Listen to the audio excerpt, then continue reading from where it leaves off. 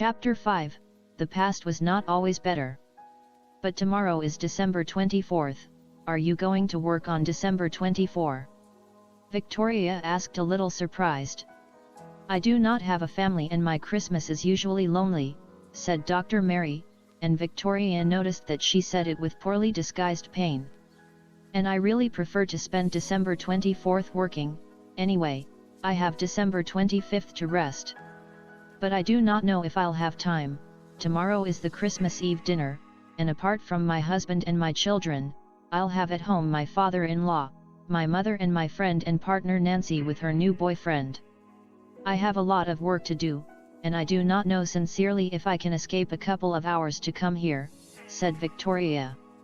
Well, it's your decision, Victoria, but if you allow me to give you some advice, I think it would be better to resolve this issue before Christmas.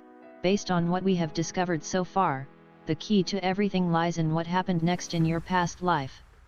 You were in love with William in your past life just like you are in today's life, but we know that Lord Melbourne, that is, William, could not be with you in the end. We must know exactly how things happened and how did that affect you then and how does it affect you now. If you do, I think you can enjoy life better and find true peace, and I am sure that then it will be the best Christmas of your life. The most important of your memories we can recover it in a single session, a little longer than usual, replied Dr. Mary in a kind tone. After some hesitation, Victoria finally accepted. The next day Victoria was in Dr. Mary's office, ready for a new session. Victoria, in this session I want to try something different than usual. In the Orient, in India and other places I learn techniques that allow a person under hypnosis not only to remember his/her own memories but also to remember the memories of his/her soul mate. The ancient sages thought that after death and before reincarnating, the soul mates joined and shared their memories of their experience in the material world, especially those that had to do with their love. Let's try to connect with the memories of Lord Melbourne to know his part of the story about the events that happened next, explained Dr. Mary.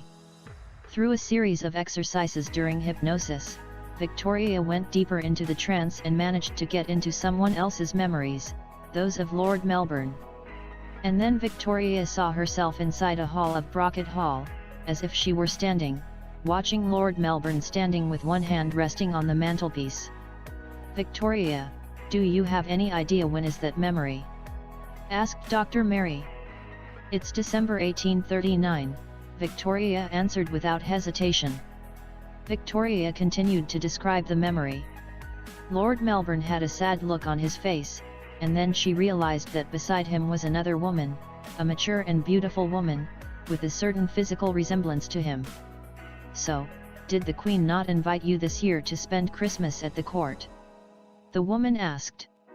She did, but I excused myself, diplomatically, of course, said Lord Melbourne with his head bowed, staring at the fire in the fireplace. Why did not you want to be close to the German? The woman asked with some irony and displeasure in her voice. Emily, please! Exclaimed Lord Melbourne uncomfortably. Enough, William. I am your sister, I know you well and I know what you feel for her. And I know how much you are suffering, replied Emily, Lord Melbourne's sister. No, you have no idea, Emily, and I hope you never have it, that you never feel what I feel at the moment, Lord Melbourne answered, his voice a little broken by emotion. Oh, William! I cannot stand seeing you like that. I have never seen you with so much pain, from that of Caroline, and from your boys. What can I do? Emily said, sad and anguished. There's nothing you can do, it's all my fault, Emily. Whenever I give my heart, I do it to the wrong person. I gave it to Caroline, and she broke it, when she gave her own to another man. And I gave it to Victoria, knowing that I should not, even if she wanted to be mine, she had no freedom to do it, because she belongs to the country and the empire more than she can ever belong to another man or herself. Still, I was happy, Emily. I remembered what it was like to be alive, I remembered what it was for me to feel and get excited, that my life made sense. In her eyes, in her words and gestures, I felt love, happiness, and hope again. She made me feel a complete being, and not just a residue of a man. She made me a living man and not a walking corpse. My life is her, Emily, but it was a life that I had to renounce, for the welfare of her, to protect her from the evil of the real world, from the greed and cruelty of political interests that would not doubt in dragging her through the mud, humiliating her and destroying her, if she would have the audacity to believe that she has the right to love whoever she wanted. I could not risk destroying her life, condemning her to perdition, and endangering this country by I have fought all my life. I had to give up on her, Emily, Lord Melbourne said with deep pain. Emily started crying. And yet, there is no man who, by sacrificing what is most loved by him, does so without rebelling, without protesting the injustice of fate. Even Jesus prayed that they would avoid to him the bitter cup, and he protested that his Father had abandoned him. So I also have the right to curse my destiny and not want to see Victoria in the arms of that man. And what hurts me most, Emily, is that she has forgotten to me, so soon, that she has continued with her life with so much ease, and have fallen in love with him without difficulty, while I do not know how I will live without her, how I will be able to endure her wedding and everything that will come later. How can I be by her side this Christmas, seeing her side of the man who will be her husband in less than 2 months? How can I be there, if the 2 previous Christmas when I had her for me alone were the happiest of my life? Even me cannot stand so much pain," added Lord Melbourne, and finally he broke down, and started crying like a child, letting his tears fall on the fireplace. Emily came over and hugged him with compassion and pain. In Dr. Mary's office, the today's Victoria cried in the midst of her hypnotic trance. "Victoria, remember how you lived that Christmas," said Dr. Mary. Victoria reported that she lived that Christmas with her fiancé Prince Albert, and how she seemed to be very much in love with him, and quite happy. But she also said that she often remembered Lord Melbourne and felt a little sad because he was not with her. At one point, Victoria leaned out the window and saw the more or less thick layer of snow in the palace gardens. "Albert, why do not we go out for a walk in the gardens and make a snowman?" Victoria enthusiastically told her fiancé. "Victoria, dear, that would be foolish. With this cold, we can catch a cold. In winter there are many deaths due to pneumonia for acting with imprudence. And besides, the snowmen are for children. We are adults, and at our age those things are ridiculous. As well, a queen, you must preserve your dignity from the ridicule in front of silly people," answered Albert in an allegedly friendly tone, with a smile condescending, but with his usual and exasperating seriousness. "Yes, of course, you're right," Victoria replied, resigned and a little embarrassed, but later, as Albert left her, Victoria's eyes filled with tears and she remembered with sadness the man who made snowmen with her. By Mary's instructions, Victoria remembered the following Christmas, the one of 1840. Victoria was already married and had given birth to her first child, Princess Vicky.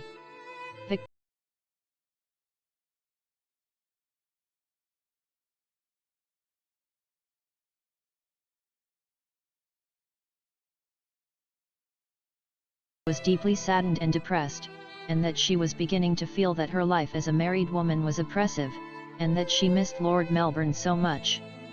Mary had Victoria enter the memories of Lord Melbourne, and so she saw that he spent Christmas alone, sitting by the fireplace, crying frequently and drinking until he was drunk. Then Mary guided Victoria to a memory of Lord Melbourne, terrible. He was lying on a bed, with a horrible physical appearance, very aged and deteriorated, his face pale and emaciated, and it seemed that half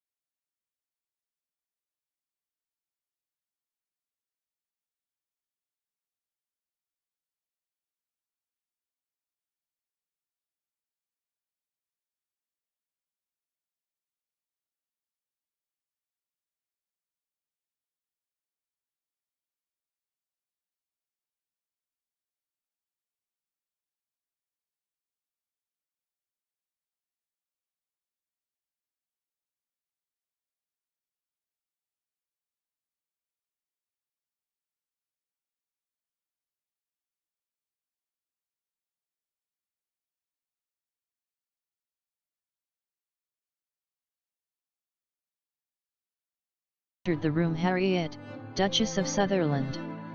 Victoria gave permission to the maid to retire.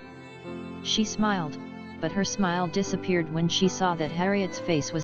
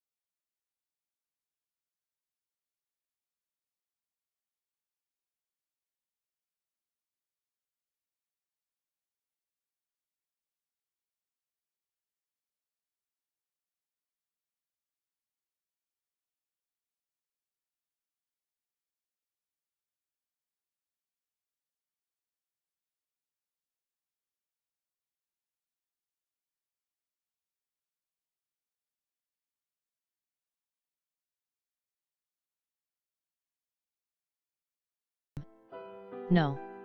Victoria shouted and fell to her knees on the ground, shouting and crying hysterically.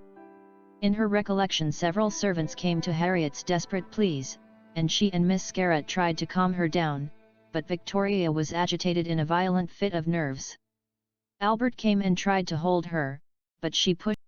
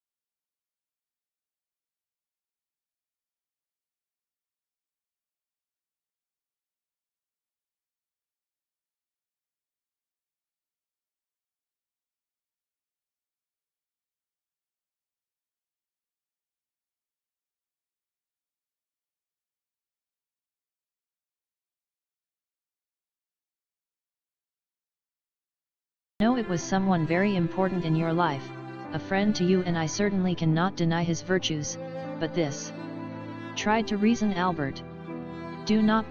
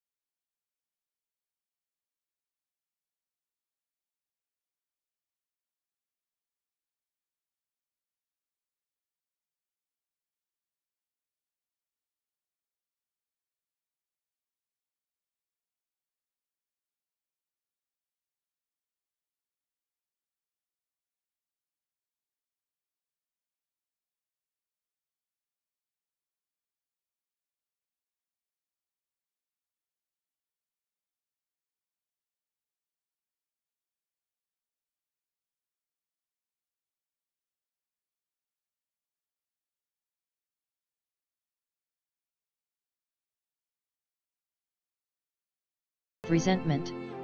You're wrong, Victoria, today you taught me the meaning of pain, Albert said with moist eyes, and then turned around and left. Victoria was left alone and then saw in her lap the telescope that Lord Melbourne had given her on one of her birthdays.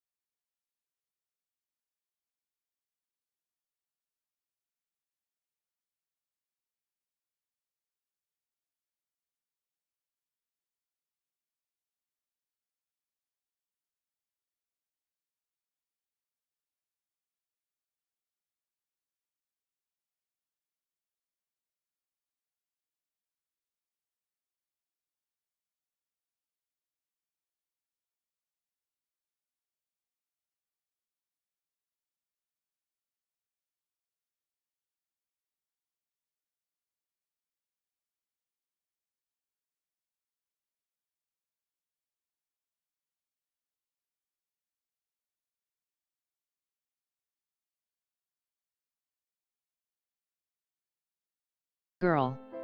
You did not have to suffer the Kensington system when you were a child, maybe you should have suffered it to learn to be a mature woman.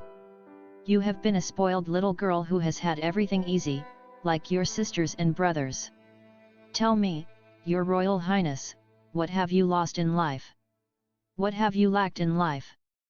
Victoria asked without mercy, with sarcasm and anger. I have lacked the love of a mother. Beatrice replied with tears in her eyes. Victoria was speechless, shocked and hurt. Then anger seized her. Get out of my sight. It is your queen who demands it, and not your mother. And it is your queen who orders you not to return to her presence until summoned you, Victoria replied furiously. After her daughter left, Victoria burst into tears.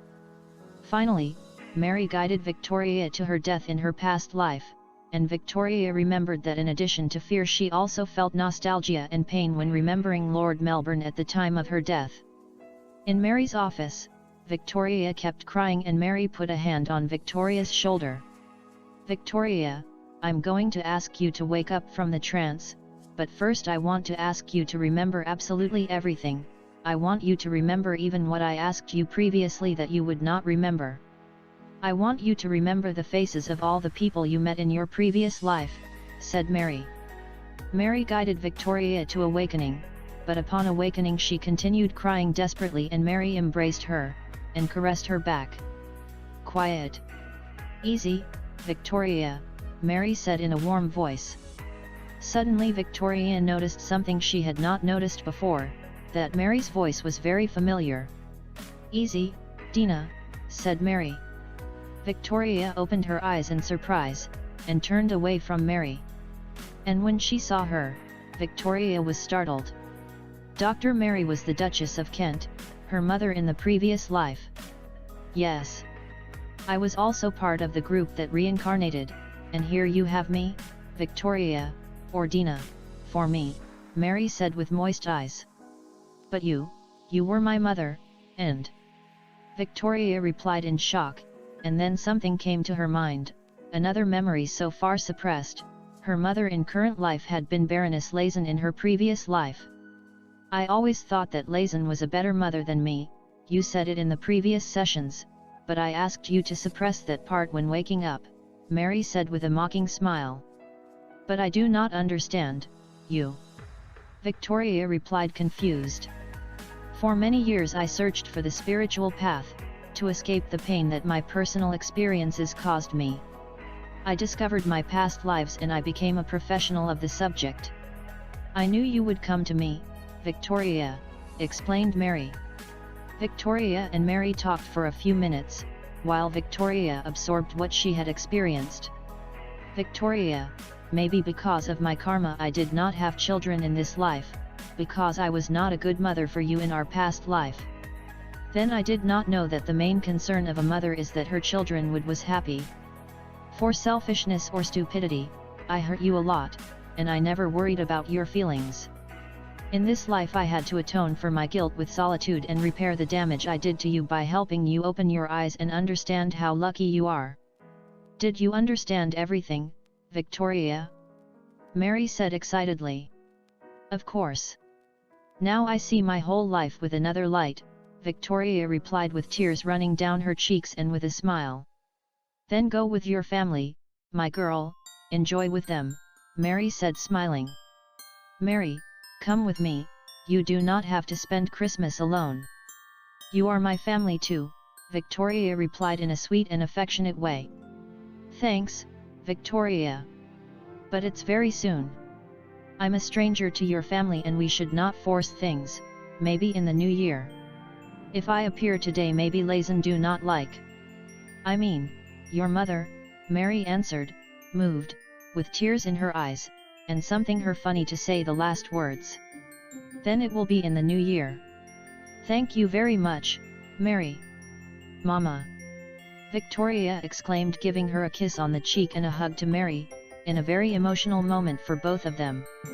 Victoria hurried out of Dr. Mary's office, because she wanted to reach her family quickly. When she went to look for her car, Victoria was surprised. She saw in the street a man who was accompanied by a woman pushing a baby carriage, and both smiled amused and kissed. Evidently they were a happy marriage with their baby. The surprise is that the man was identical to Prince Albert. After her initial surprise, Victoria finally smiled happily. After all, the cosmos had wanted to give Albert the chance to be happy in today's life, just like her. Victoria felt that life was beautiful. In a few minutes she was on her way home. Some time later, in the house of Victoria and William, the woman who had been Baroness Lazen in the past life and who in the current life was Victoria's mother, was sitting in an armchair carrying her grandson Andrew in her arms and her granddaughter Bella standing beside her. Bella made loving gestures her little brother. In front of them was William's father, another reincarnated soul, because in his previous life he had been the Duke of Wellington. The man had in his lap his granddaughter Lily. "I do not understand why my daughter cannot look for a normal man, with a good job, with enough money and education, with common sense, an Englishman, demons!" exclaimed William's father angrily, remembering his daughter's boyfriend. "Please, Arthur. You say that to make us think that you are an ogre, but we know that deep down you are a charm. Here is your whiskey," said Nancy, smiling as she approached him with a glass in her hand. "Thank you, dear. You are a charm. If I were at least 30 years younger I would court you and not let you escape," Arthur said, winking, with mischievous smile and gesture, while admiring Nancy's body in her tight and low-cut dress, making the woman laugh. Victoria's mother rolled her eyes. "Arthur, if you were 30 years younger, you would still have much more than twice Nancy's age," replied the woman who had been Lazen. "So what? The important thing is that I would be a man young enough to make her happy," Arthur replied. "Ha! Like your son with my daughter," Victoria's mother exclaimed with a snort. They continued talking until the door opened and Victoria came home. Seeing the gesture on her face, Nancy approached her with an affectionate smile. Both women embraced. "Thank you, Nancy. Or should I say Miss Scarrat?" Victoria whispered excitedly in her friend's ear. "Nancy is fine." "Your Majesty," Nancy whispered, amused and moved. After breaking the hug, Victoria saw her daughters. "Girls, come here," Victoria said in a broken voice. The two little girls approached curiously, and her mother crouched down and put her knee on the floor. "Bella, I want you to know that the first time I held you in my arms was the happiest moment of my life. That day you were born I felt that you were the best thing I had done in my life, and that you were the best gift that your father had done me. I will be proud of you always," said Victoria, touched and with tears in her eyes. "I love you, Mummy," Bella said, crying and hugging her mother.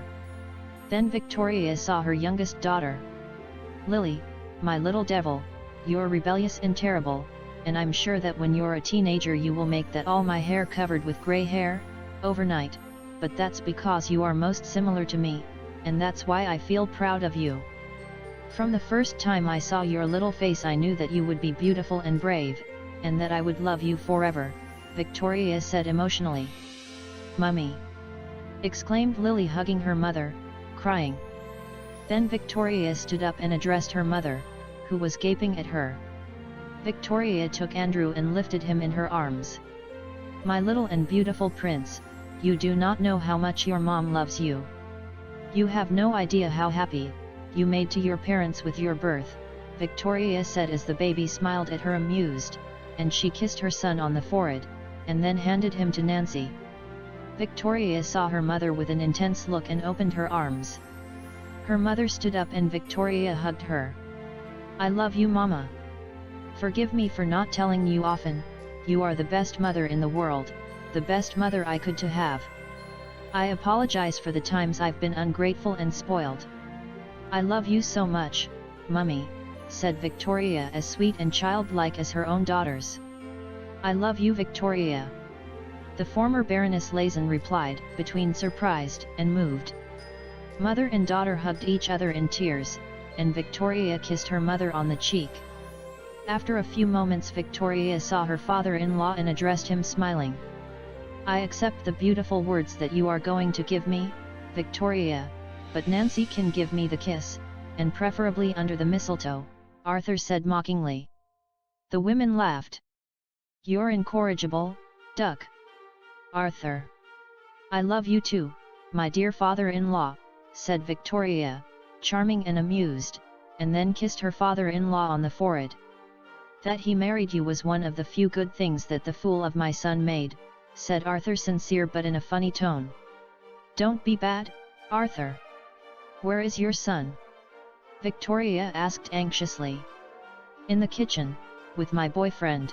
Come on, Victoria, you need I take away my boyfriend, to you talk William to each other, Nancy said, and then she handed the baby to his grandmother, and the little boy seemed delighted because the women passed to him the one to the other.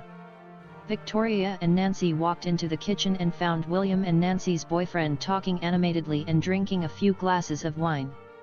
Upon seeing him, Victoria exchanged a significant look with Nancy, since the man had been Francatelli in his past life. Victoria, Nancy's boyfriend is really a great cook, if you could see the recipe he taught me to prepare the turkey, said William enthusiastically. Nancy rushed to introduce her boyfriend and Victoria, and then she took him with an excuse to leave Victoria alone with William. Victoria, you have a strange look, William said, but Victoria interrupted him with a passionate kiss on the lips. After breaking the kiss, Victoria saw him in the eyes, while she cupped his face in her hands. Lord William, I love you. I know I've told you thousands of times, but I want you to know that today is special for me. Today I know that our lives, our souls are one and will be united forever, for all eternity. Without you I am only half of a person, a sad cast-off. With you I am the entire universe.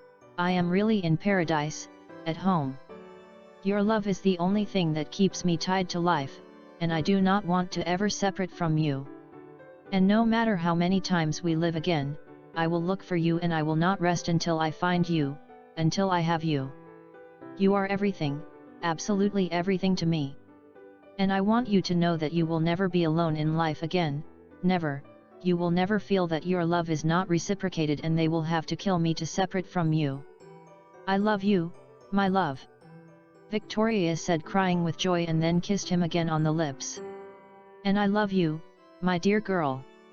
I do not know what happened to you, but I would like it to happen to you every day. You are mine, Victoria. And I will do anything to keep you being mine forever. My whole life is yours. William said with moist eyes.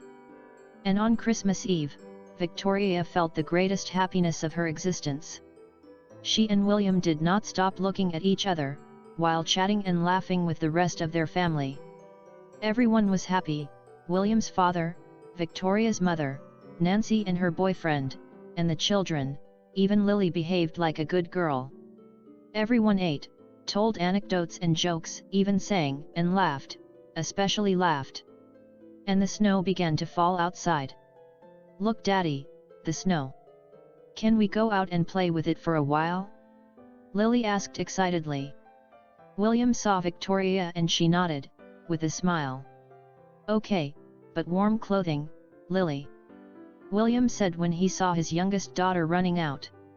Victoria approached the window as if hypnotized, with her baby in her arms. And then to her surprise, she saw a vision of herself as Queen Victoria, next to William as Lord Melbourne. In the phantasmagorical vision, they both wore as in the memory they were making the snowman, but this time both smiled, as if they saw to the present Victoria.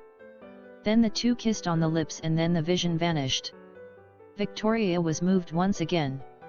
Merry Christmas, finally. Victoria said with a beautiful smile and tears running down her cheeks.